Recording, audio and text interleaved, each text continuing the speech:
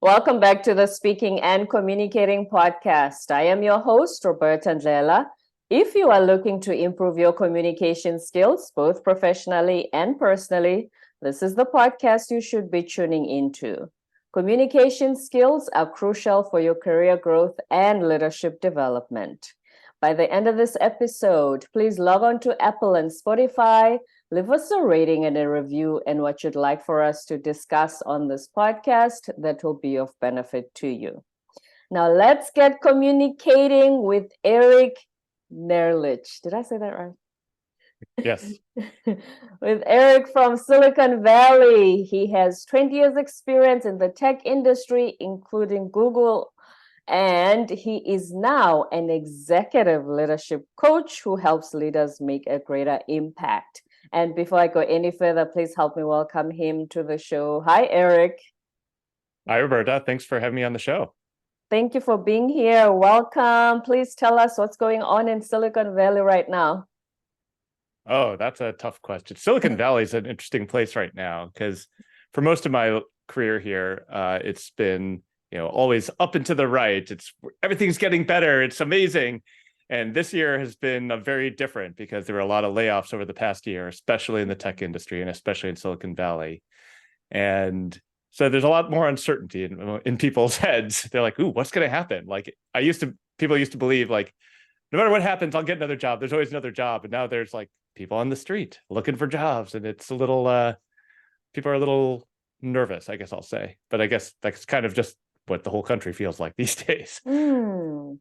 And I don't know if it's fair for me to ask you this question, but the ones who get laid off, is there a particular functional role that they keep? And then if you're not at that level of the company hierarchy, then they let you go?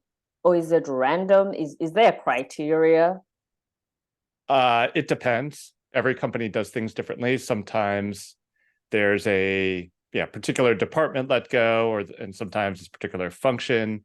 Sometimes it does seem completely random. And like even people, I know this. I used to work at Google, and Google laid off 12,000 people in January. And I looked at the people they laid off. I'm like, I've worked with that person. Like, I don't know why they would have picked that person. So sometimes it's just confusing. It's done based on maybe spreadsheets, and they don't actually think about the actual people. But it's hard to know. That's interesting. Okay, so you are a chief of staff. You are the second person in the history of the show to have that role. And before, we used to associate it with the White House. So how did you become a chief of staff? Yeah, I mean, chief of staff is relatively new in the tech world. I became a chief of staff in 2012 when almost nobody knew what it was, including me. One of the VPs I've been working with, I'd been a finance analyst before that. He said he was looking for a chief of staff, and he was like, hey, do you want to be my chief of staff? I'm like, what's a chief of staff? What is that job? He's like, I don't know. I'm kind of figuring it out, but I need somebody that can help me with my business. And because you were our finance analyst, you know the business. I know you and I trust you. So come help me. I was like, sure. Okay. And we'll get more into this later. But part of the reason I was so eager to say yes was I had just burned out in my previous job at Google and had not had a bad experience doing that. So I was ready for a new job. Speaking of burnout, how did you come to realize, wait a minute, my body can't handle it anymore? And what did you do afterwards when you realized that you burned out? Yeah, well, I mean, my body was very clear. I woke up on Christmas Day with a 103-degree fever, and I couldn't get out of bed for a week. So I was sick in bed for a week. That was a pretty clear signal that my body was not taking it anymore. But in my body's defense, I'd been working 100+ hour work weeks for almost 3 years at that point, and it just kept on driving myself. And I'm like, I just need to make it to the next thing, to the next thing, to the next thing. And I had been told by my manager at the time that was what was required to get promoted. And I really, really wanted to get promoted. So I just kept pushing myself until my body collapsed. And, I planned to see my family, and I couldn't even get out of bed to see my family. And I was like, what am I doing? Like, why is this promotion so important that I've sacrificed my family, my friends, any life outside of work, even now my health, for this promotion? And lying in the bed, I was like, maybe I could do something different. Maybe I could make a different choice. So when I came back to work in January, I went to my manager. I'm like, I'm not doing this anymore. I'm not working that hard anymore.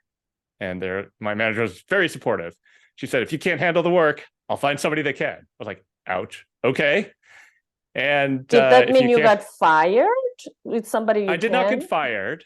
But she did take away half my. I had a team reporting me, and she took away half the team and gave it to somebody else. So basically, she took my workload and cut it in half, which that was kind of what I guess I should have expected that. I mean, in her defense, I think she was trying to be helpful. She was like, if you can't handle the work, I will give the work away to somebody else that wants to do it. And so she did. She gave away half my team.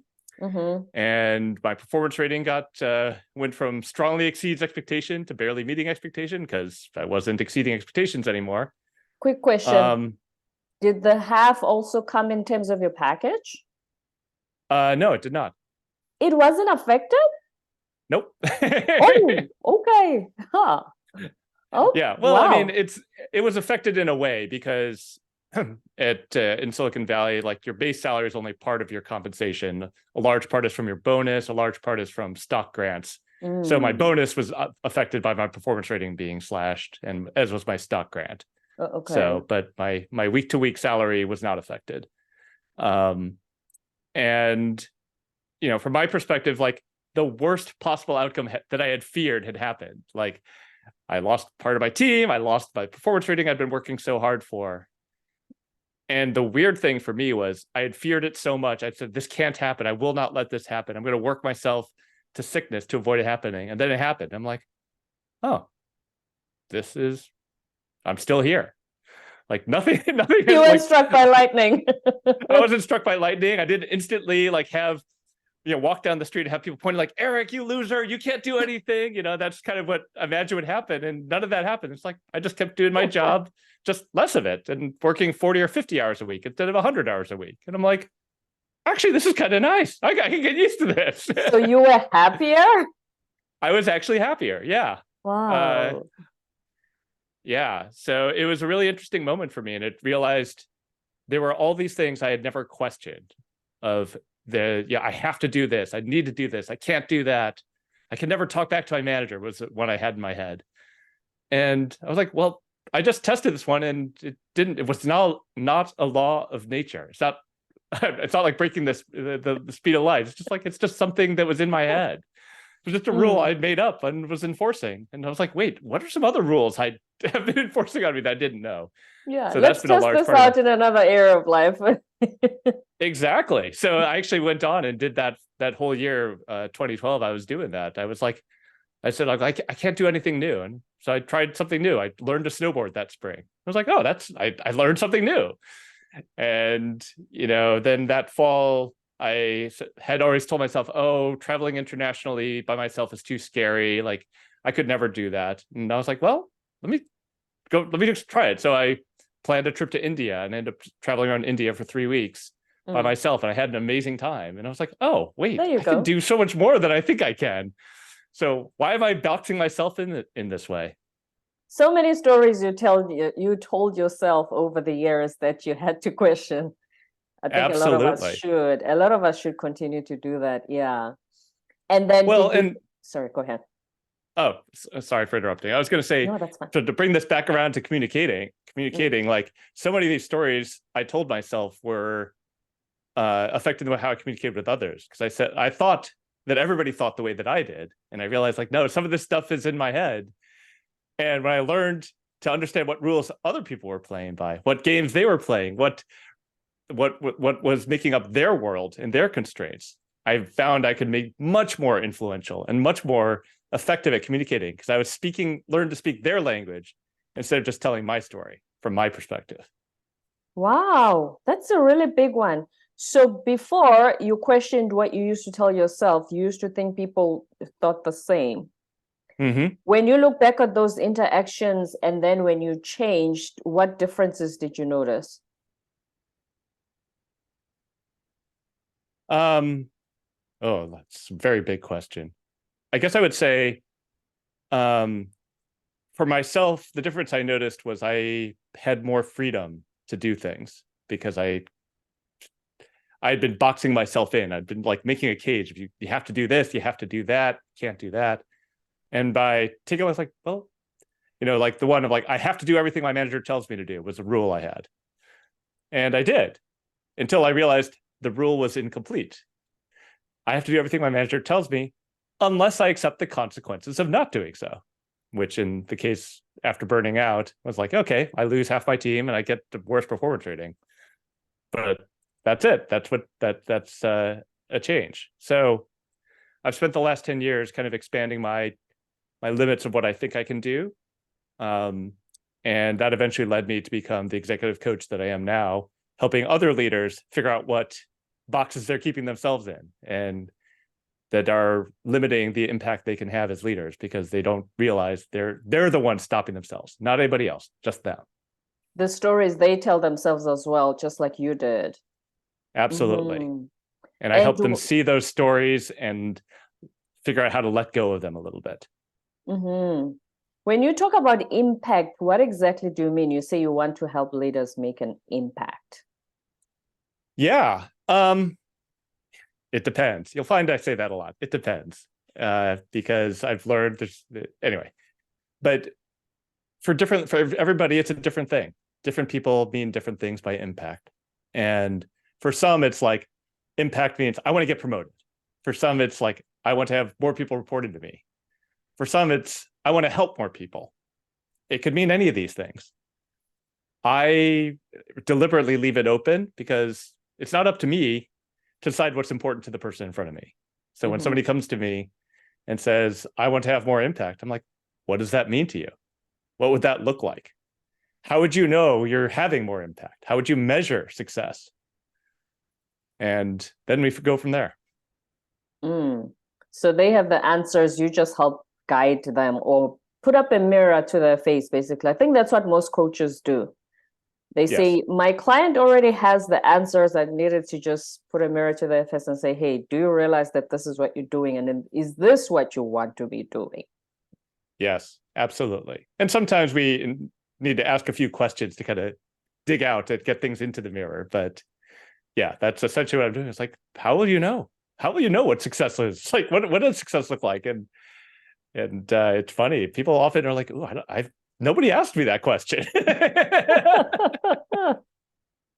Right. That's why you had those discoveries yourself. And when you ended up making your book, you have writing your book, you have a choice. When you were leading your team, what would you say made it high performing? What were the criteria when you would look back and say, this is when we were high performing because this and this happened? So I guess what I'll say is not just from my own experience, but from, as you can tell, I read a lot of books. The answer I would give is what makes a team high performing is alignment. It's everybody's lined up together working towards the same goals. And so that question I was asking of my clients, like, what does impact look like? What does success look like? The same question needs to be asked whenever you're a team. What are we trying to build here? What does success look like? What are we trying to make happen? And if they all can agree on what's important, what does success look like, then their brains are working together, pushing in the same direction, and they have so much more impact. Because in most companies that I've been part of, they don't have that kind of alignment. They're not pointed in the same direction. Somebody's going that way, somebody's going that way, somebody's going that way or that way. And all this energy is being wasted going in all directions. If you take all that same energy and brain power and put it in the same direction, so they're all pushing together, you have so much higher performance. When everybody's just doing their own thing, whose responsibility is it to say, hey, wait a minute, aren't we supposed to work together? Or are they even aware that that's what's going on? So hopefully the leader is aware of it. And hopefully the leader is the one setting the vision and convincing people this is where we're going to go together. But a lot of leaders are not very good at that. And that's one of the things I often work with my clients on is like, what are you telling your team in terms of where you're going, what's important, what are the priorities, what are the trade-offs? And I mean, part of this comes from my own experience. As you mentioned, I was a chief of staff, and as chief of staff, that was kind of my job, was to like rally the troops and get them all pointed in the same direction. So my VP would say, we're going to go that way. And I would run off and figure out, okay, going that way, that means this team has to do that, and that team has to do that, and this team has to do that. And we should make sure their quarterly goals are all aligned, so they're all pointed and working together. So part of my job was to create that unity of purpose, that alignment across the organization, which is actually, back to the political example, like that's where the political chief of staff does too. It's like the president says something and the chief of staff goes and makes sure everybody lines up and makes it happen. So that's kind of the inspiration for the job, even in tech. Run around the White House, tell everybody what they need to do. Because the reason I ask is, if you're a junior, let's say you're just a college graduate, this is your first job at Google. And you just think, whatever my boss assigns me to do, let me just do it. I don't think you have a bigger vision or a bigger picture of where we're going. So if everybody's working in all kinds of directions, as you said, so is it constantly the leader's responsibility to say, hey, just remember what you're doing on your computer, this is how it fits into the whole? Yeah, I mean, if you're a junior person straight out of college, you don't necessarily have the perspective to put these pieces together in that way. So I would say it's more on the leader's job, and in their case, their manager's job, because their manager should be the one translating the leader's vision into what their team should be doing. Again, some managers are better or worse at that than others, so there's a little bit of dependency there. But I mean, I think I would say if I was offering advice to junior people, it would be more in the sense of like getting clear for yourself on what you're trying to do and what's important. So like, I often suggest to junior people, like, the question in a job is not how much am I making, because careers are long. You're going to have lots of opportunity to optimize for money, but early in your career, optimize for learning and like, what skills am I building? And what am I learning to do that other people don't know how to do? Because that's what's going to eventually translate into compensation, into promotions and things like that. So play the long game. Don't just look at it as, what am I doing now? Yes, absolutely. When talking about being clear, you say that one of the things you focus on is clear communication. What does that constitute? Clear communication. Part of it is unpacking all these stories in our head and being able to say what we want. What does success look like? A common mistake a lot of leaders make is they're like, hey, I want my team to do X, or I can't think of an example right now, but they say like, go make this thing happen. And the team says, okay, and they go run off and do the thing, and they bring back the result, and it's not what the leader wanted. So who's to blame there? The team they said, well, you said make this thing, and they put their own stories, what making that thing entailed, their own interpretation. They put their own interpretation on, and they went and built it, and they spent a lot of effort, and it's not what that was wanted. So I would say that in that case, it's the leader not having taken the time to communicate clearly. I want you to build this thing. This is what it needs to do. This is why we're building it. This is what like the parameters it needs to satisfy. Like, taking the effort up front to really specify what does the output need to look like would be what I would consider clear communication, in that sense of saying, this is what I'm actually asking for, and breaking it down to be very specific and observable. So, well, this is how I will measure success. This is what I'm going to look at and tell you if this is what I want. Because you were clear in what the end goal is and how to get there. Yeah. When you sorry, go ahead. Sorry, I was going to say, and then the leader is more likely to get what they want, and the team's effort is less likely to be wasted. So that's a big win, in my opinion. Less waste of time as well. When it comes to clear communication, again, some leaders have been accused of not giving good feedback. How can they improve on that skill? Because if they don't give good feedback, that means, like you're talking about your performance rating as well, is that then team members don't know how to improve for the next quarter so that their performance is better. You know what I mean? Absolutely. Yeah. I think it makes such a difference to talk about what, with feedback in particular, talk about what is observable or measurable. And let's say observable. So I often say, like, people, a lot of my clients come to me and say, like, I'm told I need to have more executive presence. I'm like, what does that mean? In detail, what does that mean? Yeah, what does that mean? Like, how will you know you have more executive presence? Yeah. And it's funny because everybody I talk to has a different answer. So it's like, okay, that term is terrible, because everybody, and it's like, some people say, like, oh, I would be more confident in speaking up in front of a crowd. I'm like, okay, well, how would I tell if I'm a video camera watching you? How would I tell you're more confident? Yeah. And they're like, oh, I would speak up more, or I would stand up straighter, or I'd be louder in the conversation. I'm like, okay, that we can work with. Like, so you have specifics. Yeah, then we can practice being louder, practice speaking up more, practice standing up. Like, whatever it is, you can then start to, once it's to the point of, like, what would a video camera see? Then we can say, that's what we can measure. That's what we can look at and say, that's what we're trying to do differently. Because otherwise it's just too fuzzy. It's like, what does that even mean? I don't know what that means. And then you go do something, you're like, oh, I'm improving my executive presence by learning to use longer words. And the leader's like, anybody can understand what you said. Exactly. That's not what I wanted. I wanted you to be shorter words and clearer. But they didn't. If you don't have that conversation, if you don't talk, like, what does that look like, then it's really hard for feedback to land because people just don't know. That's true. And were you ever involved in making presentations to people outside the tech industry, or you only presented to tech audiences? I mean, that's a good question. Certainly, as part of my job, I was only doing internal presentations to other people at Google, other leaders at Google.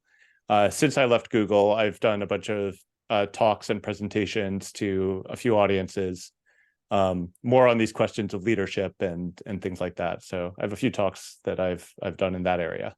Because the question we usually ask is, how do you come from Google, go to non-tech audiences who need your Google product, and you speak to them in a language they're going to understand while being a techie yourself?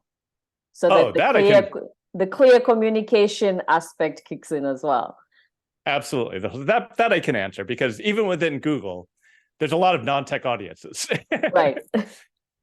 So one of my jobs as chief of staff was to coordinate between the tech team, the engineering team, and the sales team, and the finance team, and the communications team, and the legal team. And all these people have very different skill sets that are not related to technology. And early in my career, I would get frustrated because I'd be like, here's the technology and here's how cool it is. And they'd be like, yeah, we don't care. I'm like, but look at the cool technology. They're like, how does it help me do my job? And that's what we all want to know. That's all we want to know. Exactly. But I didn't realize that until I kind of had this, change of perspective where I realized it's not all about me and what I want. And I said, okay, so what do they care about? And so, like, the example I will always use is salespeople. If you're talking to salespeople, they don't care about technology.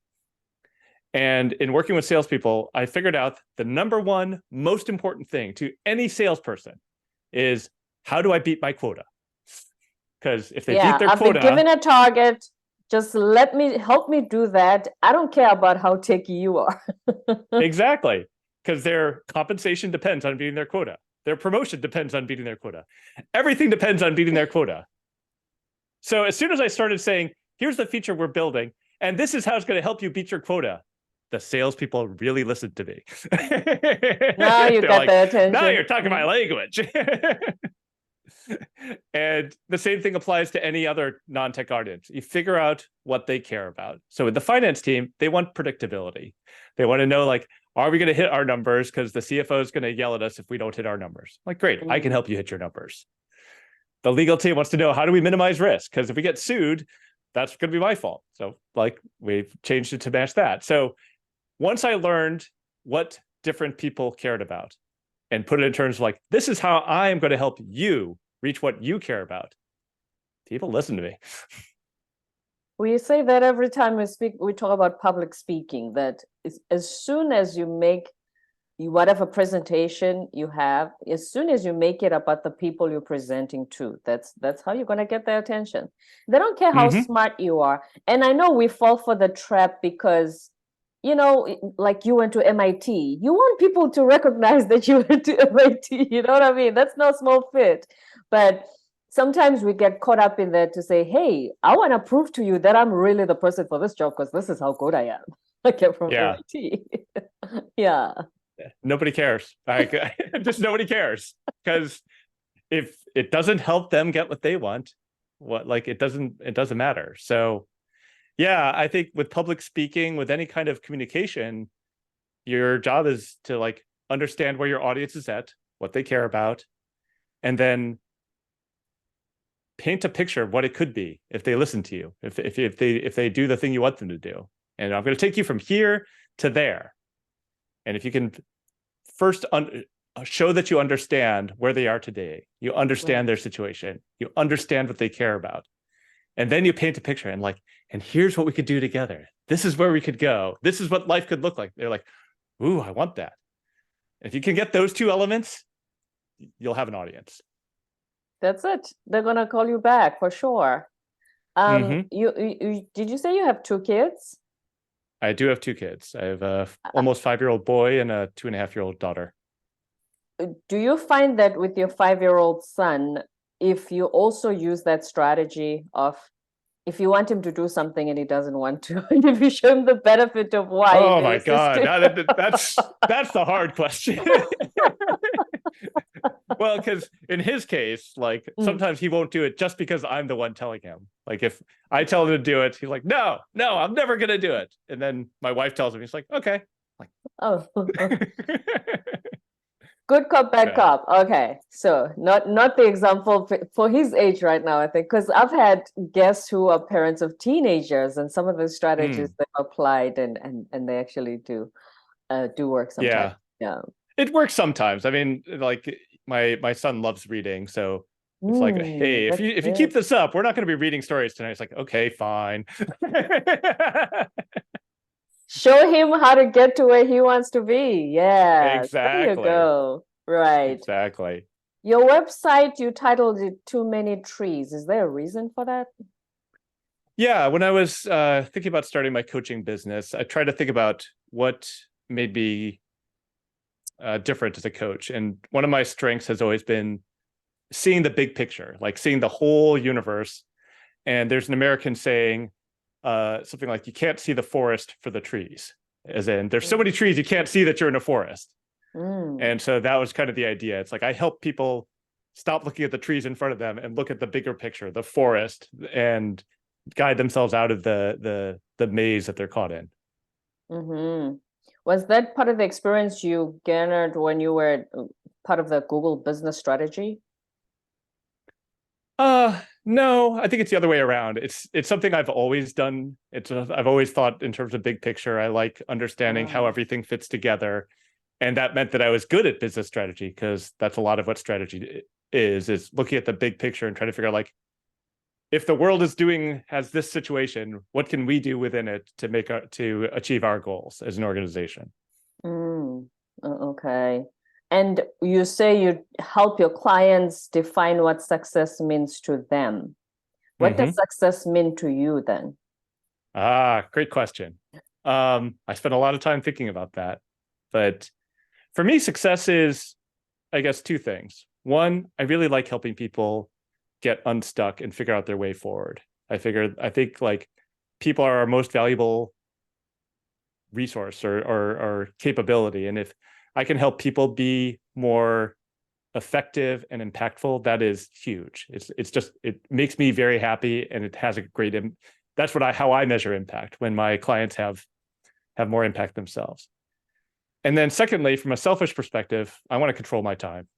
I want to be able to do what I want during the day, spend my time the way I want, spend time with my kids when I want to. And on that measure, being a self-employed coach is wonderful, because I set my own hours, and I don't want to work, I just don't work. Well, I mean, then I need to worry about money, but that's a different problem. That's the trade-off I have to choose. The more I work, the more money; the less I work, the more time, and I can choose where I want to be on that balance.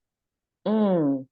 And you certainly live by that, because I mean, the fact that in your job you did ask for less time and had to suffer the consequences shows that you do live by those principles, that you define success for yourself. Yeah.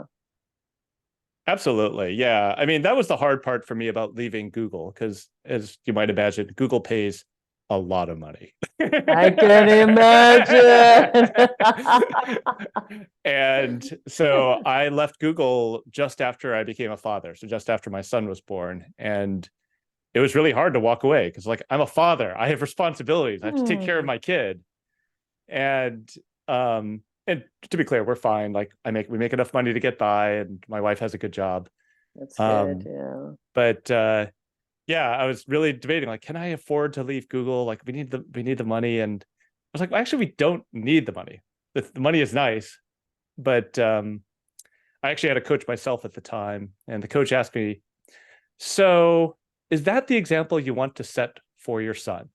That you should stay in a job that stresses you out and makes you miserable just for the money? Is that the example you want to give your son? I was like, oh, that's a mean question. I'm glad my questions weren't as mean. I'm like, oh, that's rough. But that was she was effectively asking me, like, is that how you want to measure your life? Just by the money? And I'm like, no, I don't. I want to show my son that I can live a more complete life, where it includes time for family, time for myself, time for my community, and not just optimize for making as much money as possible. And so that's what I try to do now. Yes. And not only do you live by those principles as well, you do pro bono coaching. Would you like to just give us a 30-second run through of what that is about? Yeah. I mean, one of the challenges with being an executive or leadership coach is that the people that are in leadership positions today tend to be from certain privileged backgrounds, by which I mean they're mostly white dudes. And I don't think that's because they are the most talented or the most intelligent or the most capable. It's just they've had a lot of advantages along the way. And so I want to make sure that I'm not just reinforcing the existing system by only helping the people that have already succeeded. So I do pro bono coaching. I try to aim for 10% of my hours as pro bono coaching to people from other populations, for women, for people of color, for Black people, so that I can help them with what I've learned along the way so they can be more successful and navigate these systems of power more effectively. And that is how we define impact. That is one way I define impact, for sure. One of the ways, for sure. Eric, any last words for leaders who want to make an impact? What would you say to them? You can't do it all. And what I mean by that is, if you try to do 10 things, you're not going to be very impactful. If you try to do a little of this and a little of that and a little of that and a little of that, it's just not going to make much progress.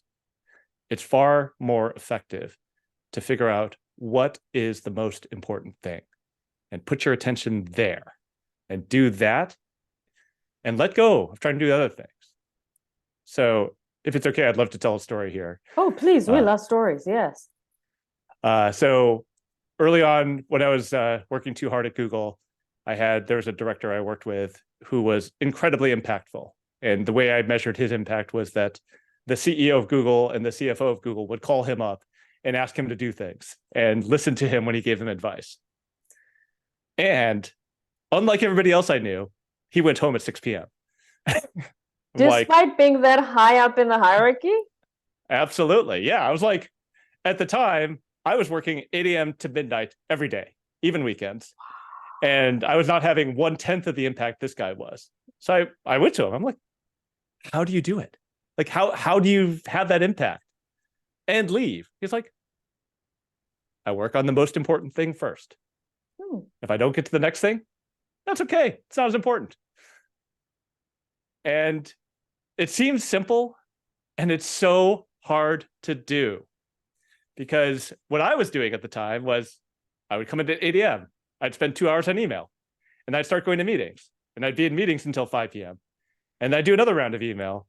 And then at 6 p.m., I would finally start on the one thing I had to get done that day. And Your I'd be working work. till midnight. And Meetings from 10 so, to 5. What did they think you were when were you supposed to be doing your work if you have meetings from 10 to 5? well, the problem was I just said yes to all the meetings. Oh. Because people would ask, like, hey, can you meet with me? I'm like, sure, I can meet with you. And the difference between me and that director was he didn't go to meetings. He didn't respond to email. He would just do the work. And that meant people got pissed off at him. They got annoyed at them. They're like, why aren't you responding to my emails? It's like, I don't know, it's unimportant. But he was home by 6. Yeah, people didn't like that answer, but he knew who mattered to him most. In that case, it was the CEO and CFO. He's like, I'm going to do the work they care about. And if that means that some random analyst doesn't get the answer they want, I can live with that. But it's really hard to say no to people. At least for, I mean, maybe for some people it's easy. For me, it's hard. So that was something I had to learn. It's like, yeah, I just got to say no to all these people so I can focus on having the impact I want. So to go back to your question, like, what would I tell leaders? It's like, yeah, don't try to do it all. Do one thing, do it really well, and say no to the rest until this one thing is done. That's how you have more impact. Words of wisdom from Ehrlich Nehrlich, the executive coach for leaders and a former Google exec, chief of staff. Ehrlich, this has been really awesome. Thank you very much. I had so much fun during our conversation. I really had fun too. Thanks, Roberta. I really appreciate you inviting me on the show. My pleasure. Thank you for being here. And before you go, where can we find you on the web? Easiest place is toomanytrees.com. That way you don't have to try to spell my name, which nobody can spell. Otherwise, you can look me up on LinkedIn. And I guess the last thing I'll say is, you kind of alluded to it, but I am publishing a book later this year. It's called You Have a Choice: Beyond Hard Work to Meaningful Impact. And it echoes many of the themes I've talked about today. So keep an eye out for that on Amazon. Yes, and on your website, because I think that's where I saw the book that is going to be published, on your website as well. So on toomanytrees.com and on Amazon will be the book. We're going to keep an eye out for it indeed. Thank you very much, Ehrlich, for being here today. Thanks, Roberta. My pleasure. Don't forget to subscribe, leave a rating and a review on Apple and Spotify, and stay tuned for more episodes to come.